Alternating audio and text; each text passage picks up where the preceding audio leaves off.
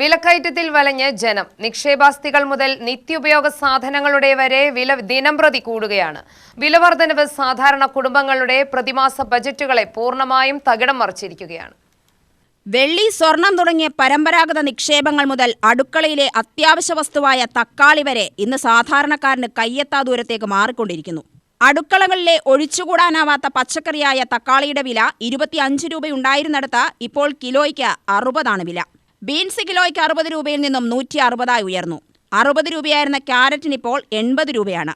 അവരയുടെ വില 100 മുളകിന്റെ വില 80 ഉയർന്നു. 35 രൂപയുണ്ടായിരുന്ന ക്യാബേജിന് വില 50. ബീട്രൂട്ടിന് കിലോ 70 രൂപയായി ഉയർന്നിട്ടുണ്ട്. വില വർദ്ധിച്ചതോടെ ആളുകൾ പച്ചക്കറി വാങ്ങുന്നതിന്റെ അളവ് കുറഞ്ഞതായി വ്യാപാരികൾ പറയുന്നു. 4 കിലോ 100 രൂപയ്ക്ക് വിറ്റ തക്കാളി ഇപ്പോൾ 1 കിലോ 60 രൂപ വിൽക്കണം. 1 കിലോ 60 രൂപയ്ക്ക് വിറ്റ അവരൊക്കെ ഇപ്പോൾ 100 രൂപയാണ്. 1 കിലോ 60 രൂപയ്ക്ക് വിറ്റ ബീൻസ് 1 കിലോ 160 രൂപ വില അവരുടെ. അങ്ങനെ കുടുംബ ബഡ്ജറ്റ് താളം തെറ്റുന്ന രീതിയിലാണ് വില നിലവാരം ഉയരുന്നത്. ചെറിയ ഉള്ളി 1 കിലോ 80 രൂപ.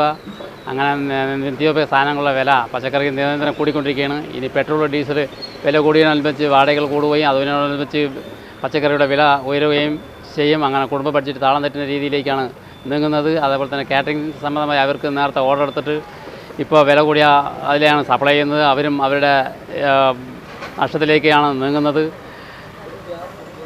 ഗ്യാസ് അതുപോലെ പെട്രോൾ ഡീസൽ വില 3 രൂപ കൂടി ഗ്യാസിന് 1100 ചില്ലറ രൂപയാണ് വില കൂടിയിരിക്കുന്നത്. അതുകൊണ്ടും ചായ മറ്റ് ഹോട്ടൽ ഭക്ഷണങ്ങൾക്കെല്ലാം തീവിലയാണ്. ലോഡ് വരാൻ വലിയ ബുദ്ധിമുട്ടില്ല. ലോഡ് സാധനങ്ങൾ വരുന്നതിന് അതിനും വലിയ മുടക്കങ്ങളില്ല. സാധനം അത് മുടങ്ങാറില്ല. കിട്ടേണ്ട വില മാത്രമേ വർദ്ധിക്കാറുള്ളൂ. ഓരോ ദിവസം കൂടുന്തോറും വില കൂടി വരികയാണ് പച്ചക്കറിക്ക്. സാധാരണക്കാരുടെ കുടുംബ ബജറ്റ് താളം തെറ്റിയതിനൊപ്പം ഹോട്ടലുകൾക്കും കാറ്ററിംഗ് സ്ഥാപനങ്ങൾക്കും വിലക്കയറ്റം തിരിച്ചടിയാവുന്നുണ്ട്. പാചകവാതക വില വർധനവിനും ഇന്ധനവില വർധനവിനും പിന്നാലെയാണ് ഇപ്പോൾ പച്ചക്കറിക്കും വില കൂടിയിരിക്കുന്നത്.